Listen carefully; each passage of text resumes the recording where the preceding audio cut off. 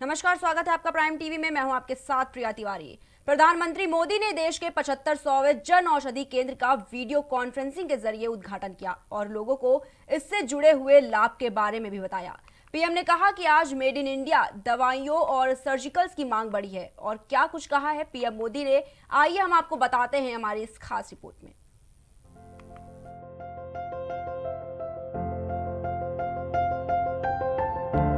प्रधानमंत्री नरेंद्र मोदी ने मेघालय की राजधानी शिलांग के उत्तर पूर्वी इंदिरा गांधी क्षेत्रीय स्वास्थ्य और चिकित्सा विज्ञान संस्थान में देश के 75वें जन औषधि केंद्र का उद्घाटन किया। उन्होंने इस जन औषधि केंद्र को राष्ट्र को समर्पित किया और लोगों को इससे जुड़े लाभ बताए। बता दें कि पीएम मोदी वीडियो कॉन्फ्रेंसिंग के जरिए इस कार्यक्रम में शामिल हुए। कार्यक्रम के दौरान अपने संबोधन में पीएम ने कहा कि पैसे की कमी के कारण लोगों को दवा खरीदने में दिक्कत न आए, इसी के लिए यह जन औषधि योजना शुरू की गई है। अपने संबोधन में पीएम ने कहा कि देश को आज अपने वैज्ञानिकों पर गर्व है कि हमारे पास मेड इन इंडिया वैक्सीन अपने लिए भी है और दुनिया की मदद करने के लिए भी है। हमारी सरकार ने यहाँ भी देश के गरीबों का, मध्यम वर्ग का विशेष ध्यान रखा है। जन औषधि केंद्र को महिलाओं के लिए आत्मनिर्भरता का प्रतीक बताते हुए पीएम ने कहा कि इससे माताओं बहनों को सैनिटरी पैड जैसी चीजें आसानी से मिल रही हैं। पीएम ने कहा कि ये महिलाओं की आत्मनिर्भरता का प्रतीक है। आगे पीएम ने कहा कि आज मोटे अनाजों को न सिर्फ प्रोत्साहित किया जा रहा है, बल्कि अब भारत की पहल पर संयुक्त राष्ट्र ने वर्ष 2023 को इंटरनेशनल ईयर ऑफ मिलेट्स भी घोषित किया है। मिलेट्स पर फोकस से देश को पौष्टिक अन्न भी मिलेगा और हमारे किसानों की आय भी बढ़ेगी। जन औषधि केंद्र की खासियत बताते हुए पीएम ने कहा, बीमारी और इलाज तक सीमित नहीं है, बल्कि ये देश के पूरे आर्थिक और सामाजिक ताने बाने को प्रभावित करता है। नॉर्थ ईस्ट में जन औषधि केंद्र के महत्व को बताते हुए पीएम मोदी बोले, इस योजना से पहाड़ी क्षेत्रों में, नॉर्थ ईस्ट में, जनजातीय क्षेत्रों में रहने वाले देशवासियों तक सस्ती दवा देने में मदद मिल रही है। आज जब 75वें केंद्र का लोकार्पण किया गया है तो वो शिलांग में हुआ है। इससे स्पष्ट है कि नॉर्थ ईस्ट में जन औषधि केंद्रों का कितना विस्तार हो रहा है। पीएम ने कहा, जन औषधि योजना को देश के कोने कोने में चलाने वाले और इससे कुछ लाभार्थियों से मेरी जो चर्चा हुई है उससे स्पष्ट है कि ये योजना गरीब और मध्यम वर्गीय परिवारों को बहुत बड़ा साथी बन रही है। ये योजना सेवा और रोजगार देने का माध्यम बन रही है। बढ़ते हैं अगली रिपोर्ट की ओर। 5 राज्यों में चुनाव होने वाले हैं और इन चुनावों में फतेह हासिल करने के लिए बीजेपी के दिग्गज नेता राज्यों के दौरे पर हैं। पीएम मोदी जहां बंगाल के दौरे पर हैं, तो वहीं पर गृह मंत्री अमित शाह तमिलनाडु और केरल के दौरे पर हैं। यहां भाजपा की ओर से डोर टू डोर कैंपेन को शुरू किया गया है। इस डोर टू डोर अभियान में क्या है खास, ये जानने के लिए देखिए हमारी एक खास रिपोर्ट।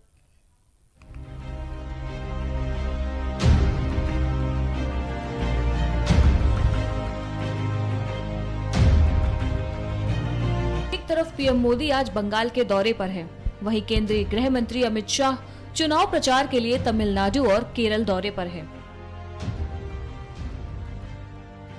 पहले वे तमिलनाडु के कन्याकुमारी पहुंचे। यहां उन्होंने सुचिंद्रम मंदिर में पूजा अर्चना की।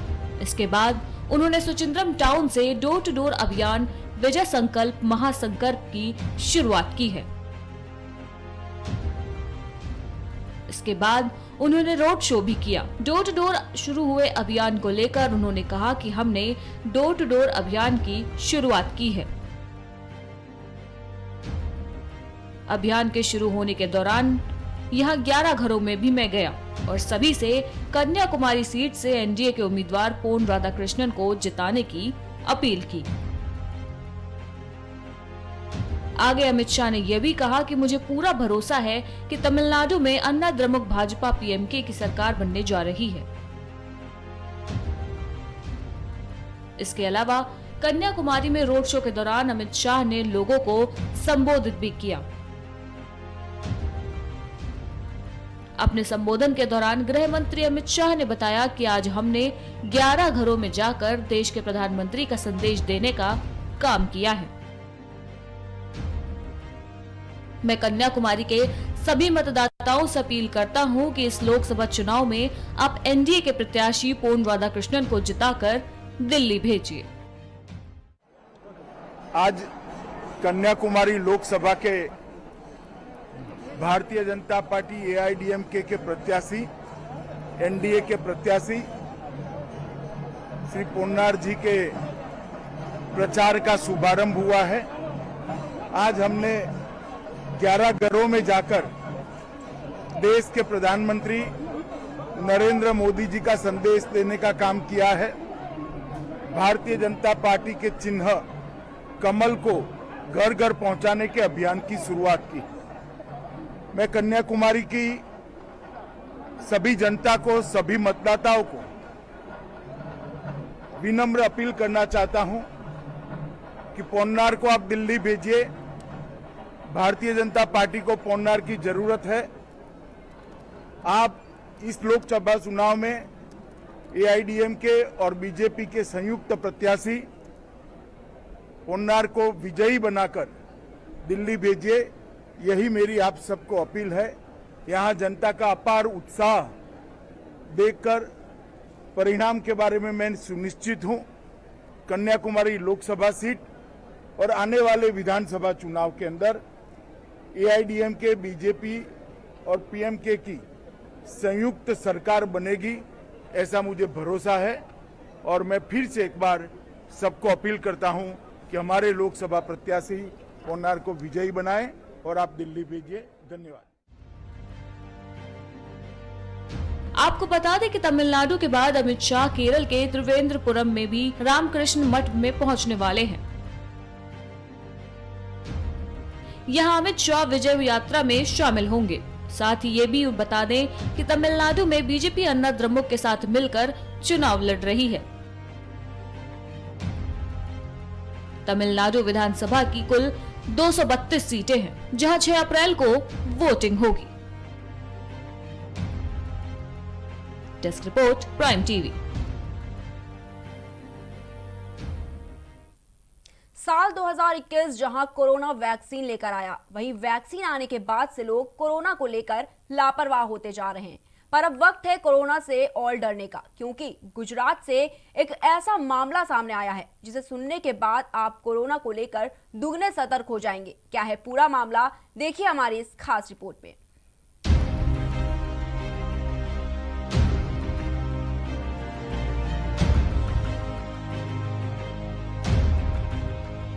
पूरे देश में कोविड-19 की वैक्सीन अब दूसरे फेज में आम जनता को लगाई जा रही है।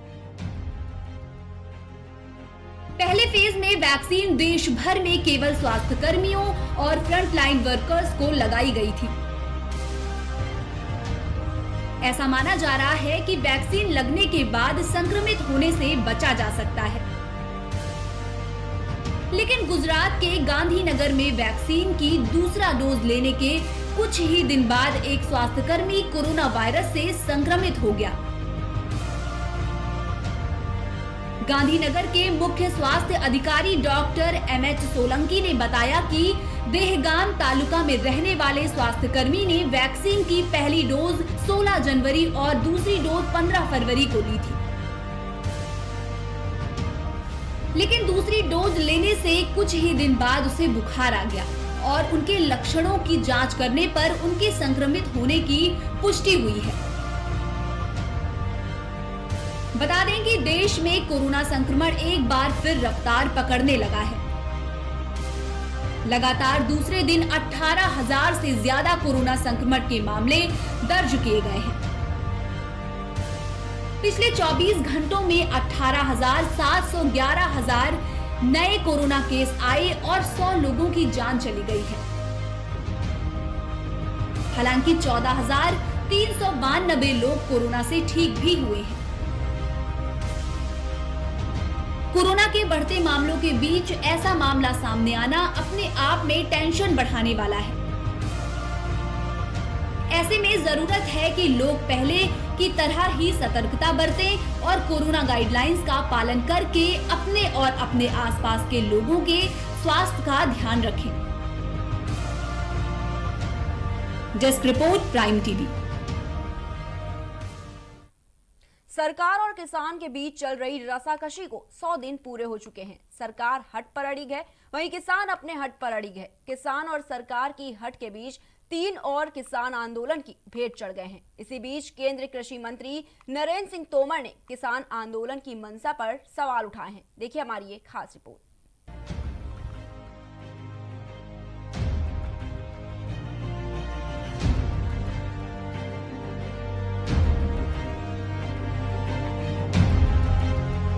नए कृषि कानूनों के खिलाफ किसान आंदोलन को 100 दिन पूरे हो चुके हैं। प्रदर्शनकारी किसान कानूनों को वापस लेने की मांग पर अडिग हैं। किसान नेताओं ने कहा है कि सरकार के साथ वो वार्ता के लिए तैयार हैं, लेकिन बातचीत बिना शर्त होनी चाहिए। वहीं केंद्रीय मंत्री नरेंद्र सिंह तोमर ने कहा है कि सरकार आंदोलनकारी किसानों की भावनाओं का सम्मान करते हुए कृषि कानूनों में संशोधन के लिए तैयार है, लेकिन अन्नदाता का अहित करके राजनीतिक मंसूबों को पूरा करना ठीक नहीं है। साथ ही इस मुद्दे पर राजनीति करने और किसानों के हितों को नुकसान पहुंचाने के लिए विपक्षी दलों पर निशाना साधा है। बता दें कि हरियाणा में आंदोलनरत 3 किसानों की मौत से मुद्दा और भी गंभीर हो गया है। एक किसान कुंडली बॉर्डर पर अपनी ट्रैक्टर ट्रॉली में मृत मिला। वहीं टीकरी बॉर्डर पर बुजुर्ग किसान की दिल का दौरा पड़ने से मौत हो गई। साथ ही तीसरे किसान ने टीकरी बॉर्डर पर फांसी लगाकर अपनी जान दे दी। बहादुरगढ़ में किसान ने कसार के निकट सर्विस रोड के पास पेड़ से फंदा लगाकर जान दे दी। मृतक किसान की पहचान हरियाणा के हिसार जिले के सिसाए गांव में रहने वाले राजवीर के रूप में हुई है।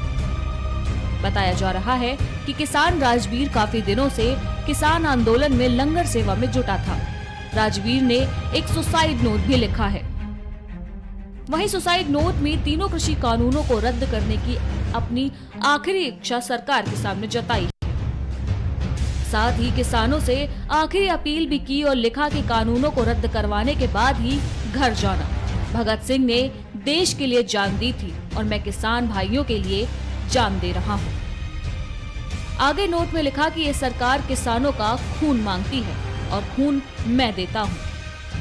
किसान ने नोट में अपने आप को रोहतक के सांसद दीपेंद्र हुड्डा और महम विधायक बलराज कुंडू का फैन बताया।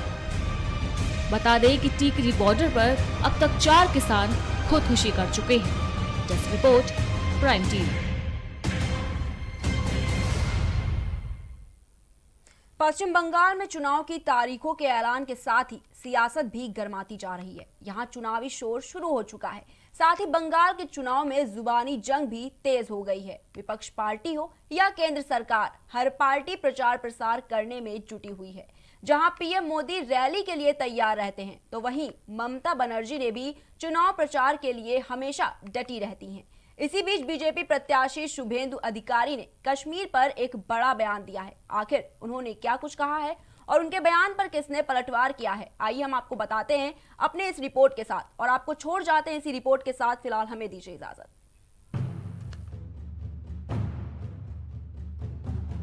तृणमूल कांग्रेस छोड़ बीजेपी में शामिल हुए शुभेंदु अधिकारी ममता बनर्जी पर वार करने के लिए कोई भी मौका नहीं छोड़ रहे हैं।